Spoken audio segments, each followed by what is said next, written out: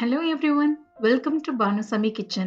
இன்னைக்கு நம்ம என்ன ரெசிபி பார்க்க போறோம்னா சென்னை ஸ்பெஷல் வடகறி எப்படி செய்யலாம்ன்றத பார்க்கலாங்க. இதுக்கு இன்னொரு பேரும் இருக்கு, சைதாப்பேட்டை வடகறின்னு சொல்றாங்க.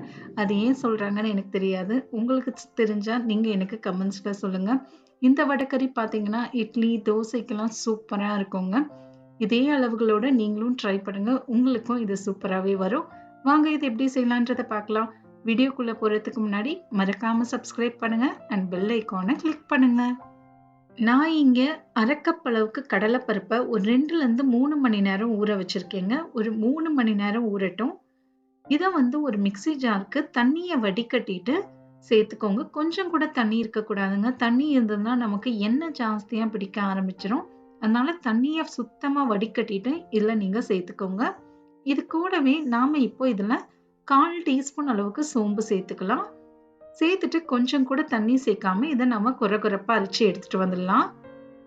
இப்ப பாத்தீங்கன்னா நல்லா கொரகொரப்பா அரைச்சி எடுத்துட்டு வந்திருக்கோம் பாருங்க. இதுதான் கரெக்ட் கன்சிஸ்டன்சி, இப்படிதான் இருக்கணுங்க. இப்போ ஒரு கடாயில எண்ணெய் நல்லா சூடான பிறகு இந்த மாதிரி சின்ன சின்னதா போட்டு வடைய சுட்டு எடுத்துக்கோங்க. நீங்க இந்த மாதிரி சின்ன சின்னதா போட்டு சுட்டு கூட எடுக்கலாங்க. இல்லைன்னா வடை மாதிரி தட்டி கூட நீங்க சுட்டு எடுத்துக்கலாம். ஹை ஃப்ளேம்ல 2 நிமிஷம் இதை வறுத்தாலே போதுங்க. ரொம்ப நேரம் இதை ஃப்ரை பண்ணணும்னு அவசியம் இல்லை. 1 நிமிஷம் ஹை ஃப்ளேம்ல ஃப்ரை பண்ணி இந்த மாதிரி நீங்க எடுத்துக்கோங்க. கலர் லைட் கோல்டன் கலர்ல இருக்கணுங்க, டார்க் வடை கலர்ல இருக்கக்கூடாது. இது ஒரு பக்கமா எடுத்து வச்சிருங்க. இப்போ வடையா எப்படி தட்டலான்ற பாருங்க. வடை மாதிரி இந்த மாதிரி தட்டிட்டு நாம இதை 1 நிமிஷம் 2 நிமிஷம் ஃப்ரை பண்ணி எடுத்துக்கலாம். நீங்க போண்டா மாதிரியும் சுட்டுக்கலாம், வடை மாதிரியும் சுட்டு எடுத்துக்கோங்க. இது நல்லா ஆறின பிறகு இந்த மாதிரி கையால உதிரி உதிரியா ஆக்கிடுங்க. ரொம்ப சின்ன சின்னதா இந்த மாதிரி உதிரி உதிரியா ஆக்கிக்கோங்க. அப்போதான் நமக்கு வடகறியில இது நல்லா சேர்ந்து வரும். இல்லைன்னா அங்கேயும் இங்கேயுமா இருக்கும். இதை ஒரு பக்கமா நம்ம எடுத்து வச்சிடலாம். நாம இப்போ வடகறி செய்ய ஸ்டார்ட் பண்ணலாங்க. ஒரு கடாயை எடுத்துக்கோங்க. இதுல 4 டேபிள் ஸ்பூன் அளவுக்கு எண்ணெய் நல்லா சூடான பிறகு 2 ஏலக்காய், 1 இன்ச்சு பட்டை, ஒரு பிரிஞ்சி இலை, ஒரு 4 கிராம்பு, அரை டீஸ்பூன் அளவுக்கு சோம்பு சேர்த்துக்கோங்க. சோம்பு ஜாஸ்தியா சேர்க்கும் போது டேஸ்ட் சூப்பரா இருக்குங்க. கொஞ்சமா கருவேப்பிலை, 2 பெரிய சைஸ் வெங்காயத்தை இந்த மாதிரி நீல வாக்குல கட் பண்ணி சேர்த்துக்கோங்க. வடகறி எல்லாம் செய்யும் போது ரொம்ப சாப்பிடா வேண்டாங்க. கொஞ்சமா உப்பையும் சேர்த்துட்டு இந்த வெங்காயம் நமக்கு நல்லா பொன்னிறம் ஆகுற வரைக்கும் வதக்கிக்கலாம். ஒரு பிங்க் நிறத்துல வரணுங்க, ரொம்பவும் வதங்க கூடாது. ஒரு பிங்க் நிறத்துல வர அளவுக்கு வதக்கிக்கலாம். இப்ப பாத்தீங்கன்னா வெங்காயம் நல்லா வதங்கிடுச்சு பாருங்க. இந்த அளவுக்கு வதக்கினாலே போதுமானது. இப்போ நாம இதுல 1ல இருந்து 1 டீஸ்பூன் அளவுக்கு இஞ்சி பூண்டு விழுது சேர்த்துக்கோங்க. ஃப்ரெஷ்ஷான இஞ்சி பூண்டு விழுதான் சேர்த்துக்கோங்க. சேர்த்துட்டு இதை நல்லா 1 நிமிஷம் வதக்கிக்கோங்க. இஞ்சி பூண்டுடைய வாசனை எல்லாமே போகணுங்க, அந்த அளவுக்கு நம்ம வதக்கிக்கணும். இப்போ இதுல காரத்துக்கு 2 பச்சை மிளகாயை கீறி சேர்த்துக்கோங்க. கொஞ்சமா புதினா, கொஞ்சமா கொத்தமல்லி தழைகளை நறுக்கி சேர்த்துக்கோங்க. புதினா இல்லைன்னா விட்டுருங்க, வெறும் கொத்தமல்லி கூட சேர்த்து செய்யலாம். ஆனா புதினா கொத்தமல்லி எல்லாம் போடும் போது வாசனை சூப்பரா இருக்குங்க. இது 1 நிமிஷம் நல்லா அந்த எண்ணெயிலேயே வதக்கிக்கோங்க. இப்போ பாத்தீங்கன்னா எல்லாம் நல்லா வதக்கியாச்சு. இதுல ஒரு பெரிய சைஸ் தக்காளியை இந்த மாதிரி சின்ன சின்னதா கட் பண்ணி சேர்த்துக்கோங்க. சேர்த்துட்டு இதையும் நல்லா வதக்கிக்கோங்க. அந்த தக்காளி நமக்கு நல்லா குழஞ்சு வர அளவுக்கு நம்ம வதக்கிக்கணுங்க.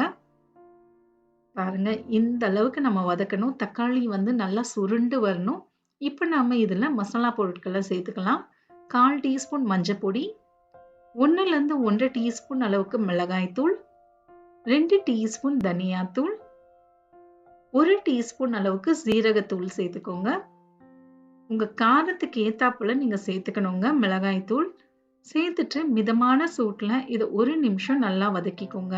அந்த மிளகாய் தூளோடைய பச்சை வாசனை எல்லாமே போற அளவுக்கு 1 நிமிஷம் மிதமான சூட்லயே இதை நம்ம வதக்கிக்கலாம். பாருங்க நல்லா வதக்கியாச்சு. இப்போ நாம இதுல 1 கப் அளவுக்கு தண்ணி சேர்த்துக்கோங்க. வடகறி திக்கா வேணும்னா 1ல இருந்து 1.5 கப் வரைக்கும் போதுங்க. கொஞ்சம் தண்ணியா வேணும் அப்படின்னா நீங்க 3 கப் அளவு கூட சேர்த்துக்கலாம். தேவையான அளவுக்கு உப்பையும் சேர்த்துட்டு இதை நல்லா கொதிக்க விட போறோங்க. நம்ம வடையெல்லாம் சேர்க்கும் போது திக்காயிடும். அதனால தண்ணி கொஞ்சம் தாராளமாவே சேர்த்துக்கோங்க. இப்போ மூடியை போட்டு இது ஒரு கொதி வரட்டுங்க. பாருங்க நல்லா கொதிச்சு வந்துடுச்சு. இந்த மாதிரி நல்லா தளன்னு கொதிக்கணுங்க. இப்போ நாம வடையை இதுல சேர்த்துடலாம். சேர்த்துட்டு இதை நல்லா கலந்து விட்டுருங்க. இந்த வடகறி பார்த்தீங்கன்னா இட்லி, தோசைக்கு, இடியாப்பம்லாம் வச்சு சாப்பிடும்போது ரொம்ப டேஸ்டா இருக்குங்க. இதை நீங்க ஒரு நாள் நைட் ஃப்ரிட்ஜில் எடுத்து வச்சு நெக்ஸ்ட் டே கூட பரிமாறலாம், கெட்டு போகாது. கடைசியா இதுல ஒரு 1/2 டீஸ்பூன் அளவுக்கு கரம் மசாலாவை சேர்த்துக்கோங்க. சேர்த்துட்டு நல்லா கலந்து விட்டுருங்க. இப்போ நம்ம இதை மூடியை போட்டு க்ளோஸ் பண்ணி 5 நிமிஷம் லோ ஃப்ளேம்ல அப்படியே வச்சிருங்க. 5 நிமிஷம் இது லோ ஃப்ளேம்லயே இருக்கட்டும். எண்ணெய் அழகா மிதந்து வரும். 5 நிமிஷத்துக்கு அப்புறம் ஓபன் பண்ணி பாருங்க. பாருங்க மேல அழகா எண்ணெய் மிதந்து வந்திருக்கு. இந்த அளவுக்கு திக்னஸ் இருந்தா நமக்கு கரெக்டா இருக்குங்க. பாருங்க சூப்பரான வடகறி நமக்கு ரெடி ஆயாச்சு. இது இட்லிக்கு, தோசைக்கு, சப்பாத்தி கூட வச்சு சாப்பிடலாங்க. டேஸ்டாவே இருக்கும். இதே அளவுகளோட நீங்களும் ட்ரை பண்ணுங்க. உங்களுக்கும் இது சூப்பராவே வரும். ட்ரை பண்ணி பாருங்க. எப்படி வந்ததுன்றதை எனக்கு கமெண்ட்ஸ்ல சொல்லுங்க. மறக்காம சப்ஸ்கிரைப் பண்ணுங்க அண்ட் பெல் ஐகானை கிளிக் பண்ணுங்க. இன்னொரு வீடியோல உங்களை நான் பார்க்குறேன். தேங்க்யூ ஃபார் வாட்சிங்.